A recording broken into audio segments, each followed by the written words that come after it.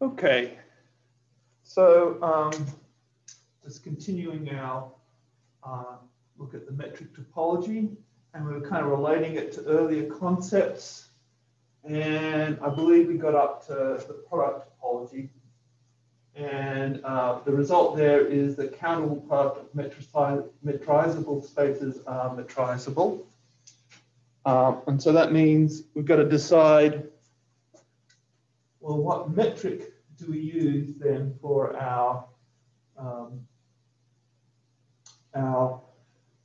product so that we get the product topology? And that turns out not to be so hard. Where did I? So if we have a finite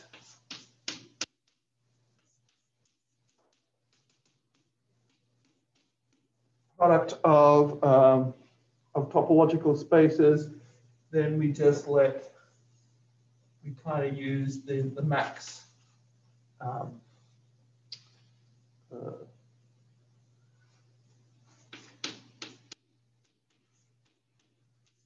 metric, where we just let this equal the distance between any two points in our finite product is just equal to the maximum of the let's do this right.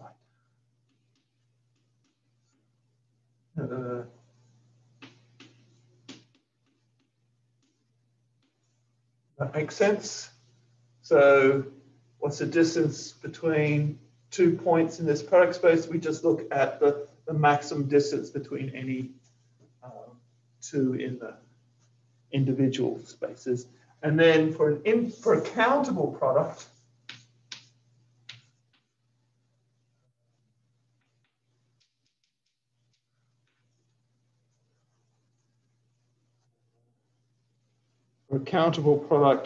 then we just do what we did for our omega. We let di bar equal the minimum, the minimum, yes, of the metric for the ith space and 1. So everything's bounded. And then we let the distance between any two things be the sup of the di bar xi yi divided by I. And that will give us a metric for that space there. Okay. But really, the main thing I wanted to talk about is continuous functions, because that's there's lots to say, and that kind of makes sense because we're drifting off to analysis here, and then of course continuous functions play a big role there. So the first thing to note is that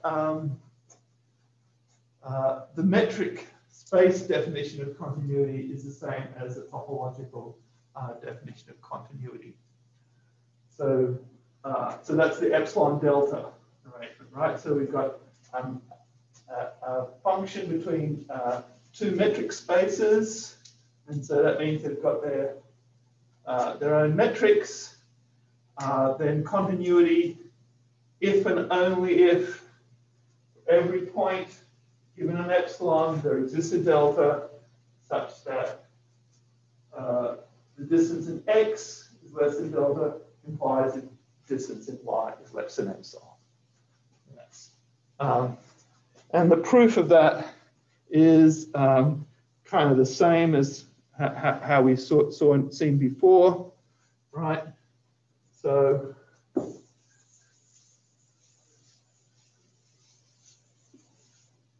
if our function f is continuous, what does that mean? That means an open set in y gets pulled back to an open set in x.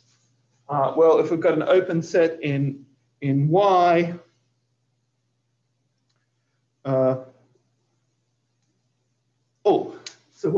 So what do we want to do? We want to put it in terms of epsilon delta. So if we look at a ball in, I guess in Y, is it?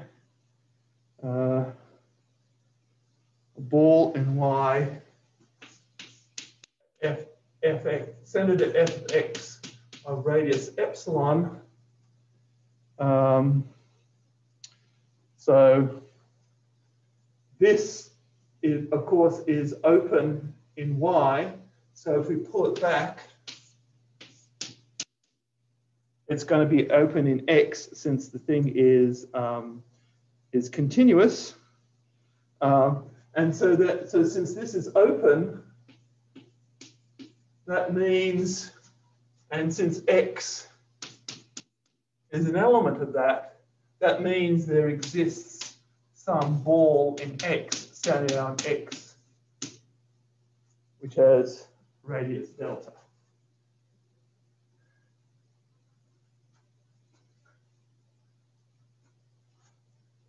Which is contained within that F inverse.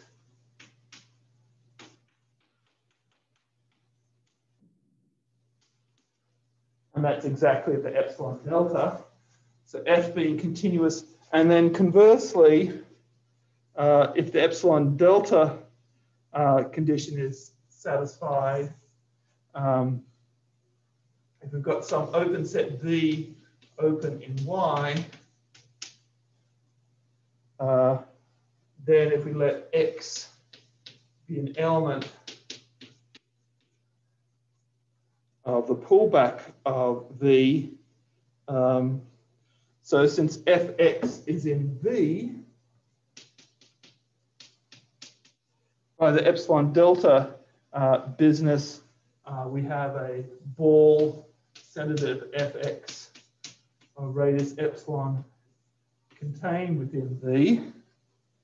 And so by hypothesis, then, there exists a delta such that the ball centered around X of radius delta lies within, when we pull that in F, lies within that ball.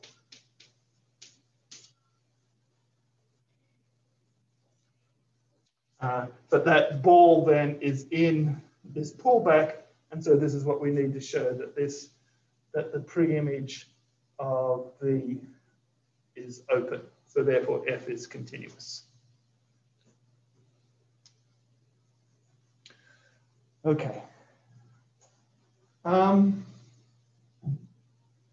that's just as we expected. So there's nothing surprising there.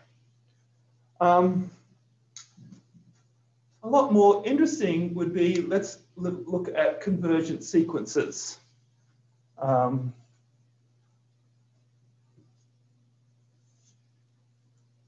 And this is going to actually turn out real useful for us because it's going to give us something to prove that spaces aren't metrizable.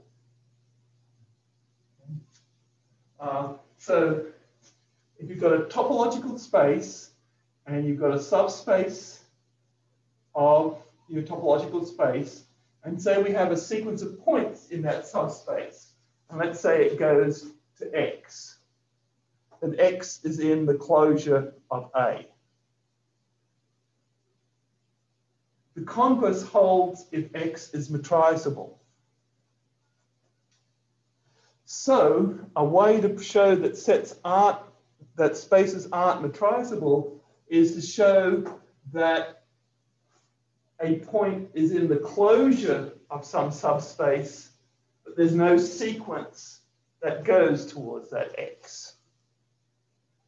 And that's how we're going to prove that, for example, the box topology isn't metrizable.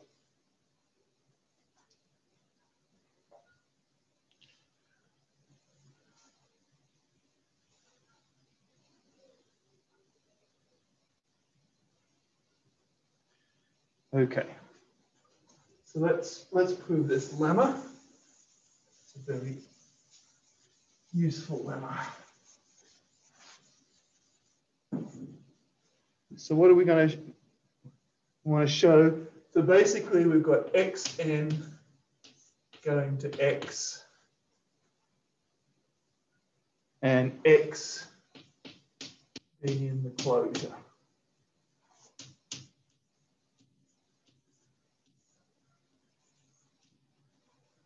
So this is what we're trying to show.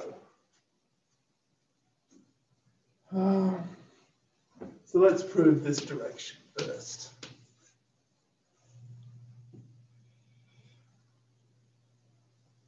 So what does it mean for a sequence to converge to an X? That means every neighborhood of X contains a point of A.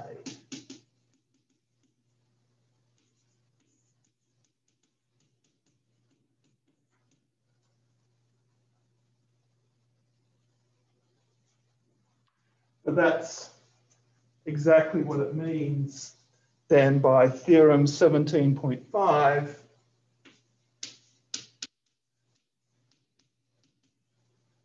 X is in the closure. Which remember, theorem 17.5 said that X is in the closure of A if and only if every neighborhood of X intersects A. So that's the easy half, because that's true for any topological space. I mean, it's just basically following from the definition of convergence and closure. Okay, but the converse holds if X is metrizable. So let's do that one.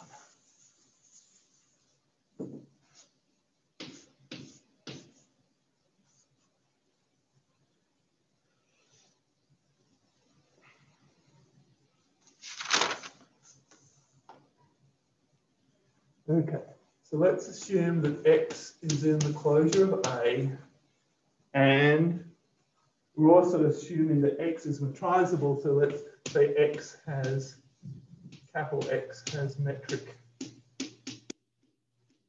D. So then let's consider these balls.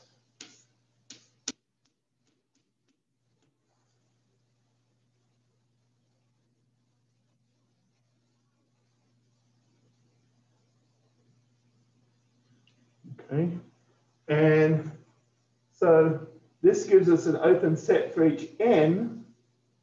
So we know that so since X is in the closure of A, we know that this meets A. So that gives us our sequence, right? So let Xn be an element of BD on n intersected A.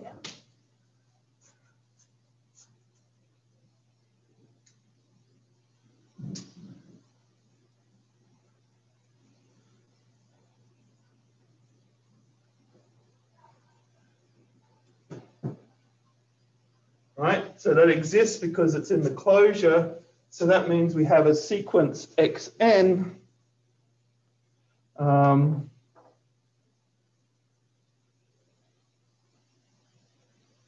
And so what do we have to prove that it converges to X? Well, all we have to do is, so what we're given some epsilon greater than 0, so just choose n bigger than 1 epsilon, standard thing, then the distance from X to Xn is going to be less than epsilon for all little m bigger than capital N.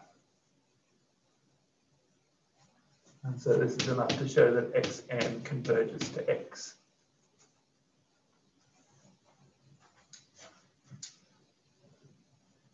So that's a nice thing about metric spaces, right? Because it kind of gives them an R-like quality, like R being the real numbers. Because we can have neighborhoods less than a real number, it enables us to use kind of properties of the real number and sort of transfer them to our metric space. So like in particular, it enables us to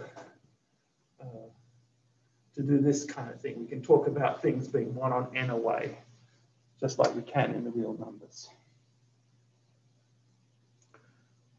Okay, so that gives us kind of like an alternative definition of continuity.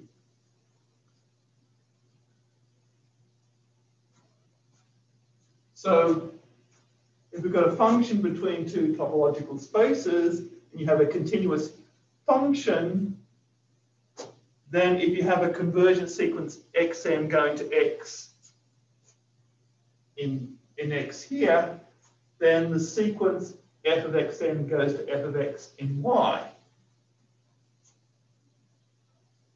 And the converse holds if x is metrizable.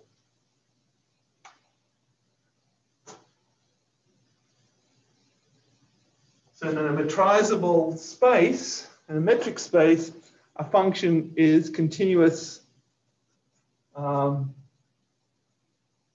if we've got xn going to x, if and only if f of xn goes to f of x. So that gives us another way to look at continuity in metric spaces.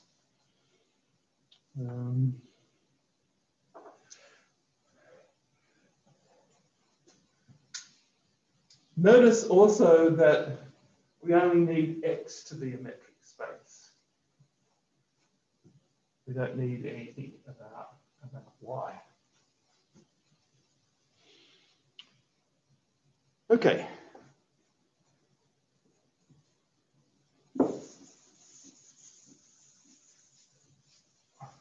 Why is this true? So let f be continuous and xn go to x. Okay, so be a neighborhood of f of x. So f inverse is then a neighborhood for x, just by the definition of continuity.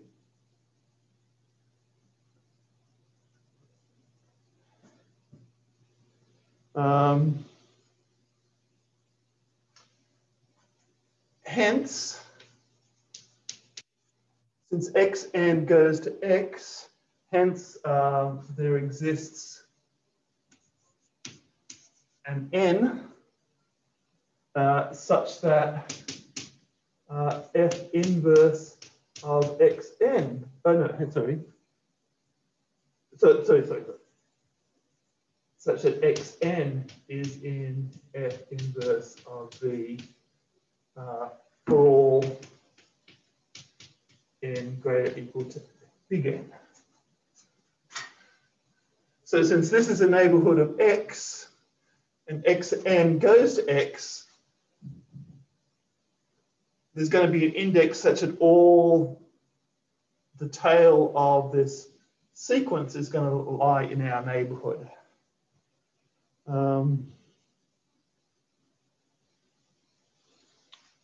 Now, if that's the case, if xn lies in f inverse of v, then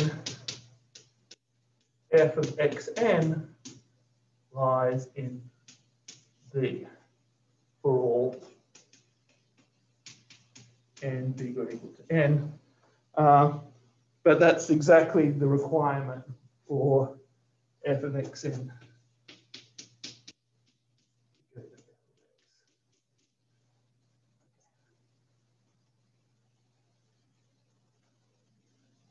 So but that's true of any topological space. So we didn't need anything about metric spaces. Okay, but we do need metric space for the converse. So if fxn goes to f of x, we want to show that xn goes to x. Now, look, wasn't there a homework problem about this, or kind of like this? It's about limit points. Yeah, it's not just very slightly different. Okay.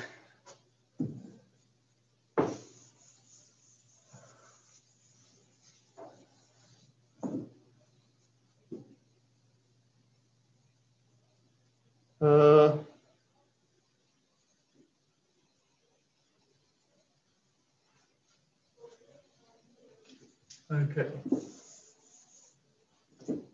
So going the other way,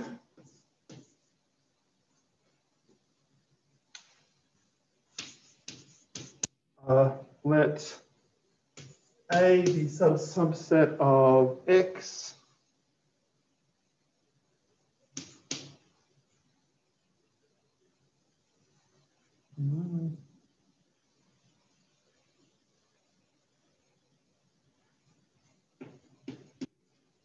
and Xn goes to X. Oh no, we want X in the closure of A. Okay, so by the previous lemma, since X is in the closure of A and X is metrizable, this is where we need to fact that X is a metric space. There exists some sequence going to X, and the sequence lies exactly in A. Okay, now by the hypothesis, we've got xn going to X. We have f of xn going to f of x. Because we're proving the converse direction.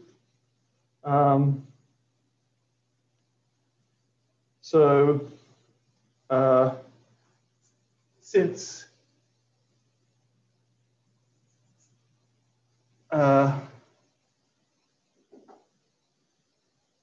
what do we got? We've got f of xn is in f of a.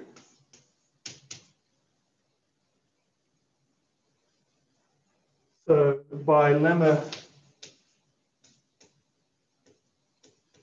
we have f of x is going to be in the closure of f of a. And so hence, we've shown that the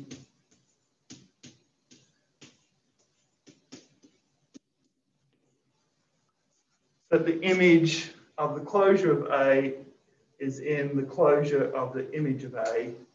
And then that's one of our previous theorems, theorem 18.1, F is continuous.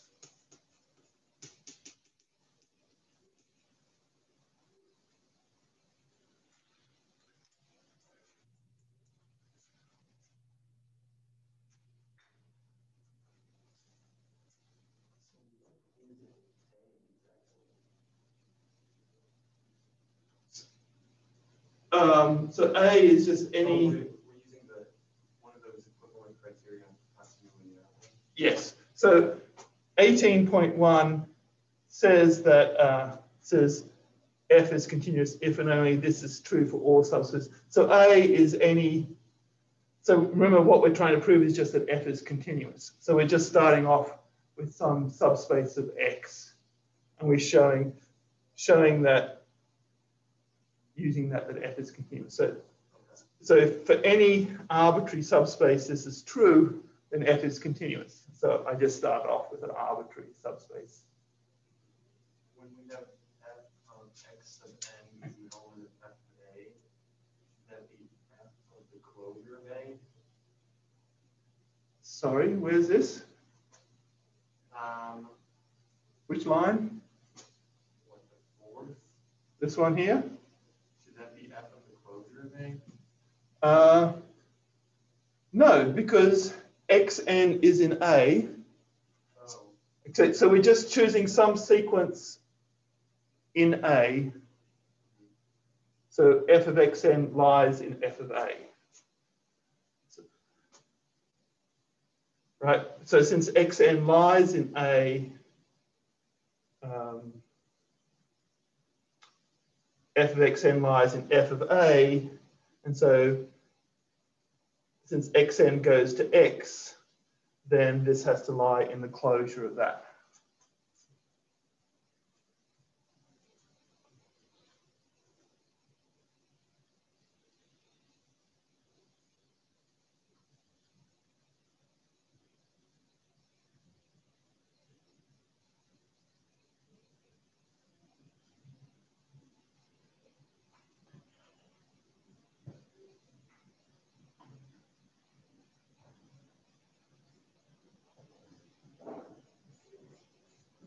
Okay, now, if you look at that, so the theorem follows directly from the lemma. And if you remember in the lemma, we didn't really use much about the metric space, only the fact that these balls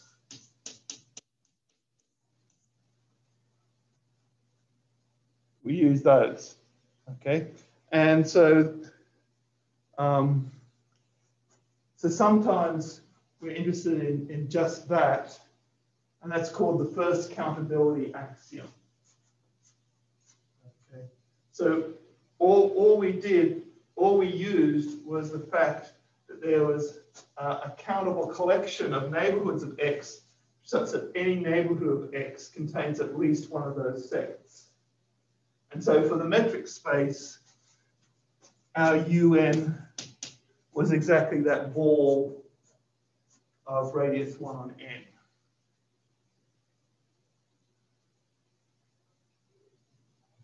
So we can replace this by the converse holds if X satisfies the first countability axiom.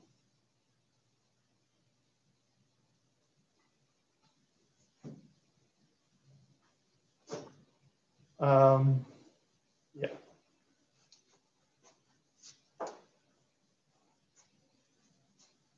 So this hold, all we need is it has a countable basis at that point X.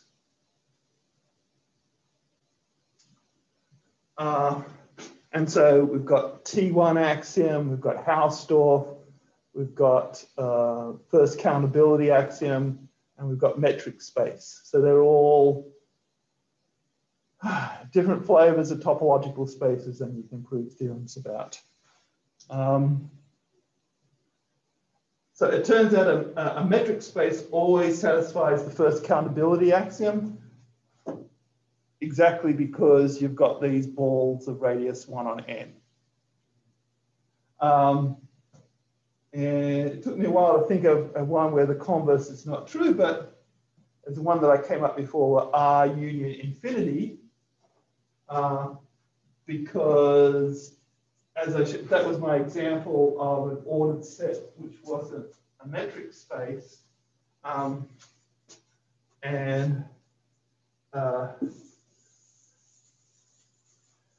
Each point has a countable basis, right? So if you've got a real number, then you look at those sets. And infinity, all you do, since the singleton infinity is an open set in that metric topology, what am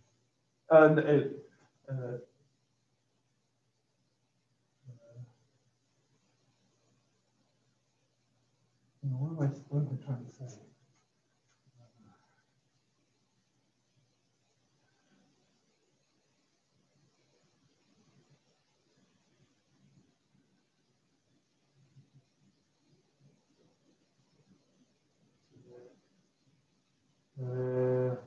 I'm talking about the ordered topology. I'm not Right, it doesn't have a metric topology.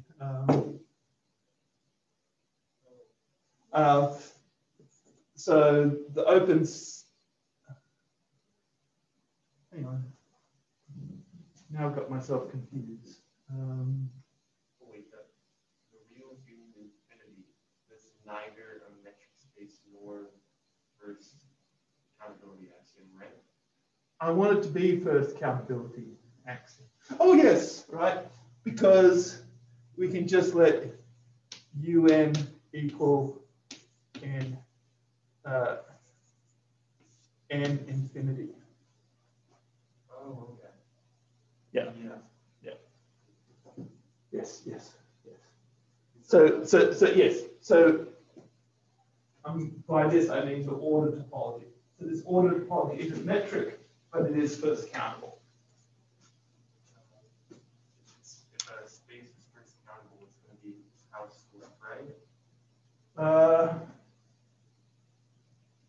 I hadn't thought of that.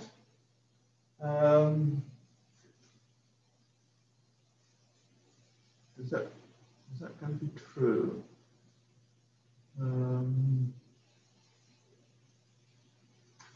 Can't use this one because it's an order topology. So order topologies are Hausdorff. I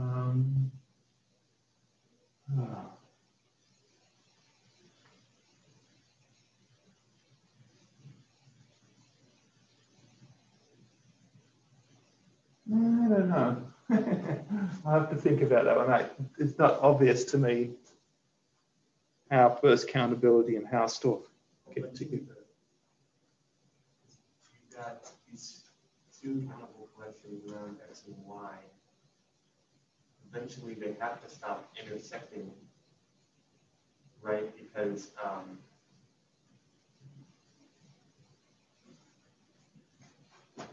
well, maybe I don't understand that as well as I think I do.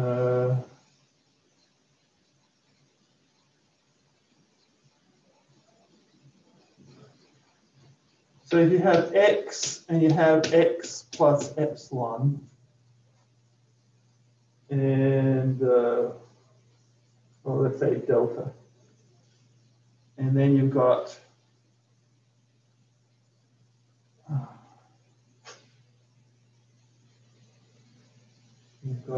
some UNs around there, and you've got VNs around there.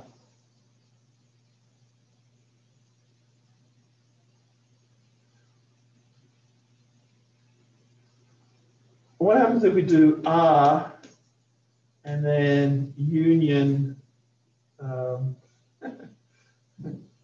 like 1 star, where 1 star is like another 1. So right, it's a number line, and then we've got 1 star up here. And it has, and we can think of 1 star being next to everything else like 1 is. But 1 and 1 star are in every open set.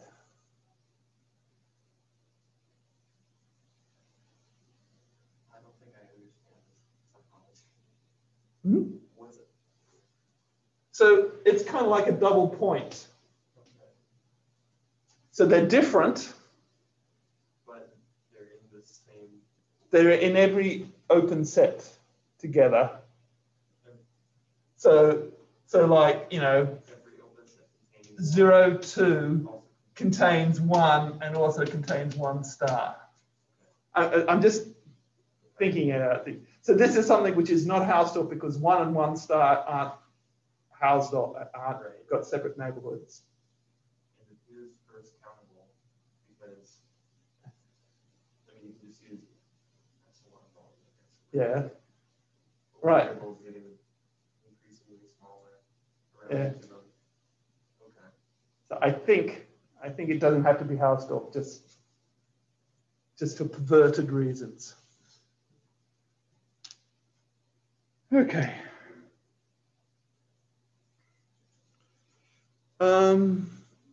Let's talk about constructing countable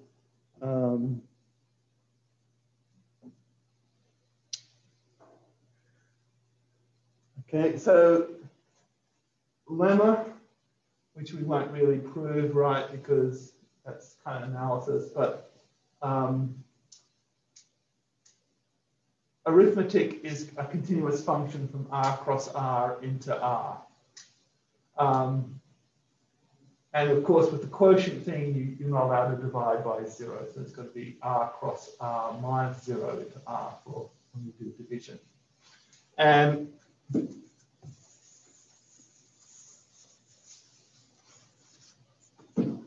right.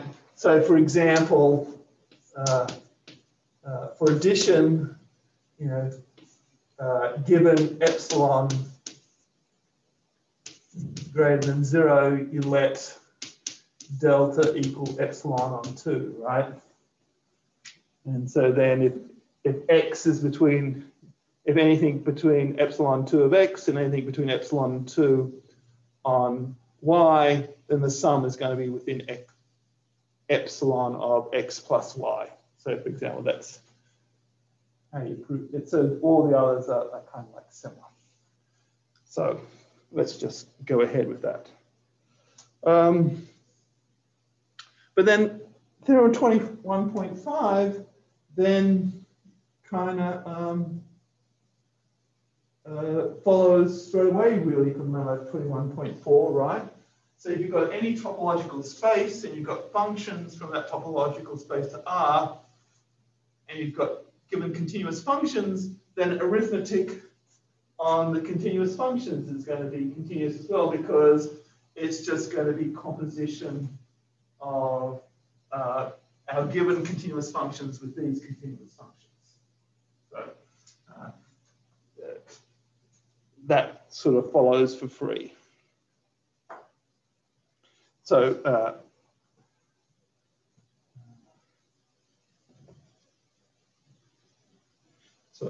let's just put one statement up there. So, so for example, if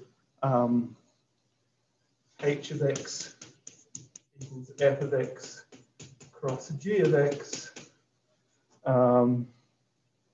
then f plus g, right, goes from x by h, it goes to r cross r. And then by addition, it goes to R, for example. And so that's a composition of continuous functions. So it's indeed continuous. And the same thing happens for subtraction, multiplication, and division, as long as you stay away from 0 in the divisor. So that's pretty good.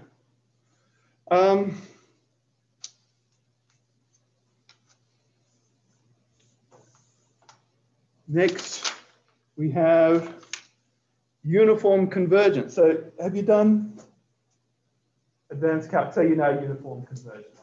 Okay.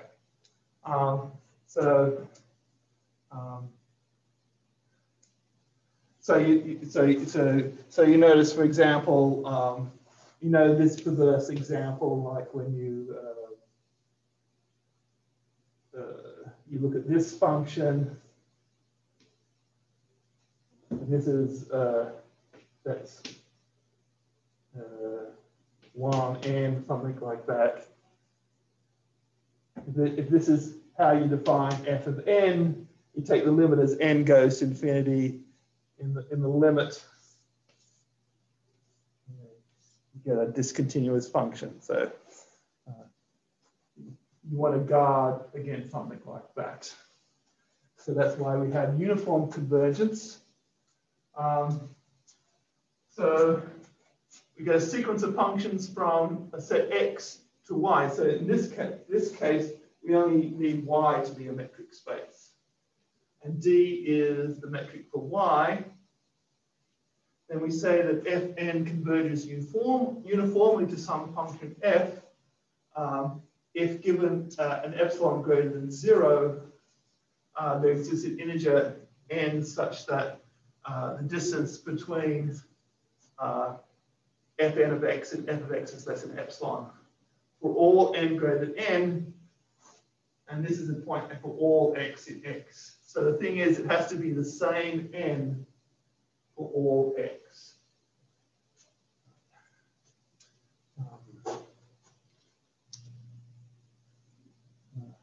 And the idea of uniform continuity is something which is both topological and it's both analytic. So that's kind of so it's both to do with analysis and topology. So this is one of those places where topology comes directly into analysis. And so we have the uniform limit theorem, which says we've got a sequence of continuous functions from the topological space X to the metric space Y. If this convergence is uniformly, then that's what you need to guarantee that F is continuous. So this kind of thing can't happen, right? Because what happens is at each point here, I mean, it's true that Fn is sort of like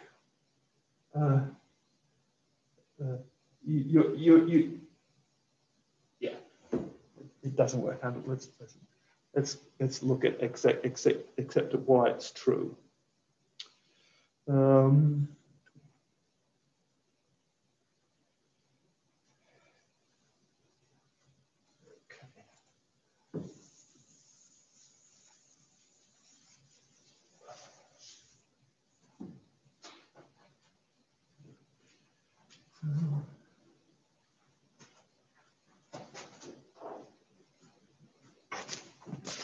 using up all my chalk.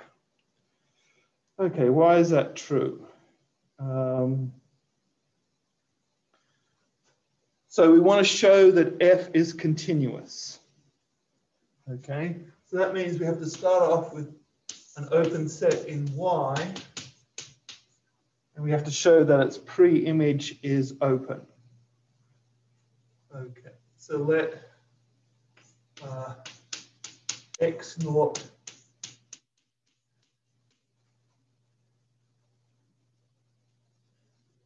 be in that.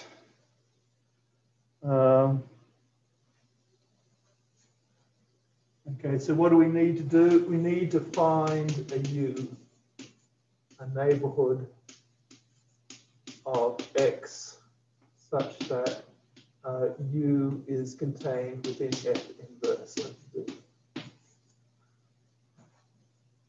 So that's what we need to do to show that that guy is open.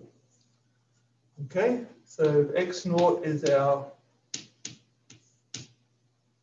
point in the pre-image, so let Y equal the image, Y naught be the image of X naught.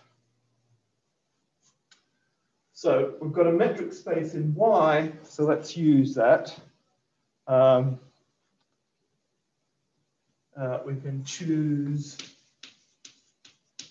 epsilon greater than 0 such that the ball contain a y0 with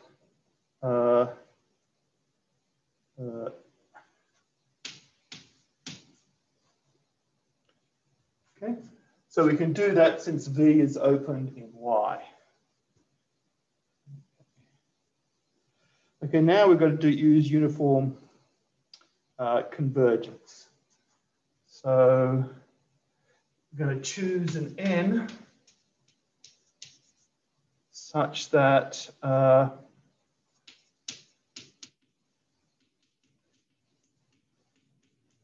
n bigger than little n bigger than big N, and X in X that D of Fn of X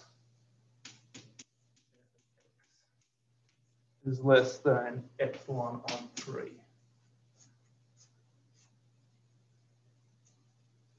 Okay, so we can do that because of uniform convergence. But Fn itself each of these guys is continuous.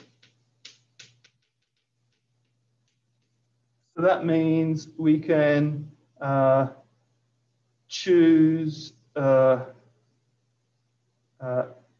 have a neighborhood U of x naught such that Fn of U is contained within this ball here.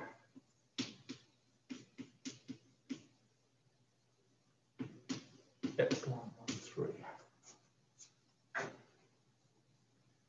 Okay, so by uniform continuity, we can find an n such that the distance between Fn of x and f of x is less than epsilon on 3. But then since everything is continuous for all these capital N's, we can ensure that the image of U, which is a neighborhood of x naught, lies within the image over here. That's just by the continuity of F capital N.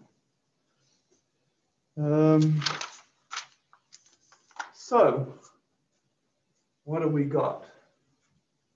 I'm running out of room. Let's go here. What have I got? I've got the distance. Oh, no, that's not going to work.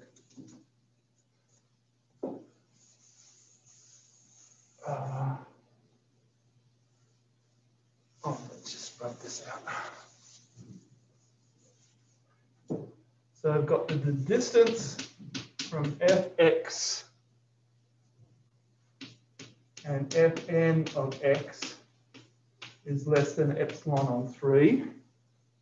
So this is an x in our U that we picked up before.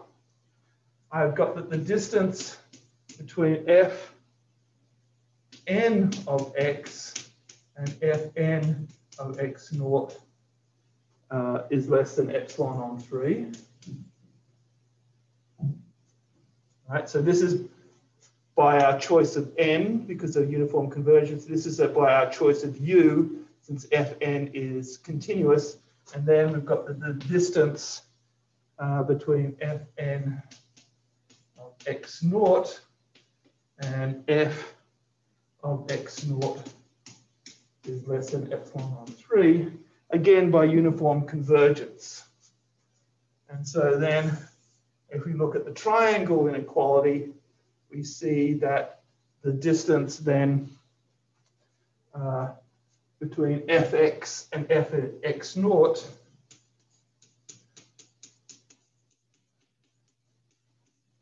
is less than epsilon by the triangle inequality. But that's exactly what we need to show that x is contained within some ball in U, and so that shows us that U is open. F of U is contained within V, and so F is continuous.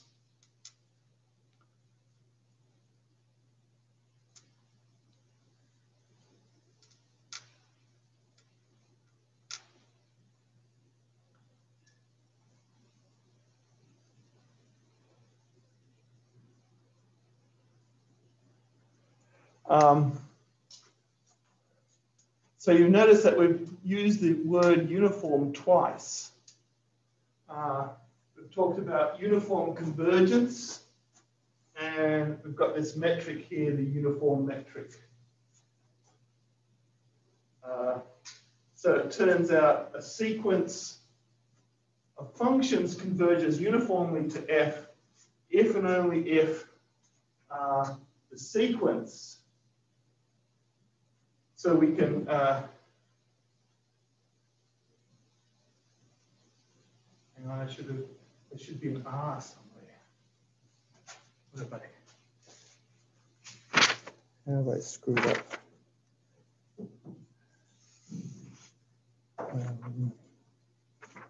It's one of the homework questions.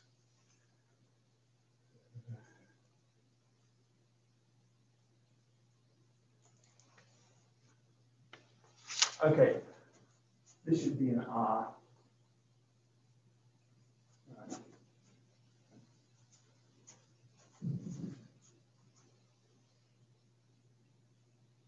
So of course we can think of a function as an element of R to the, so we can think of a function from X to R as the space R to the X, as the Cartesian product.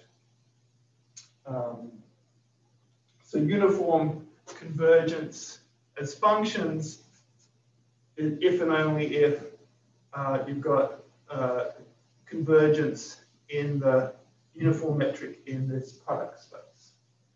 So it's the same uniform.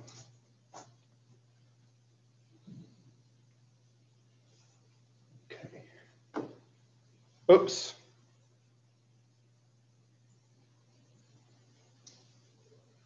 Okay, so next time we'll show why these two things are not metrizable by actually using that sequence lemma to show things in a closure of a set, but there's no sequence converging to that thing.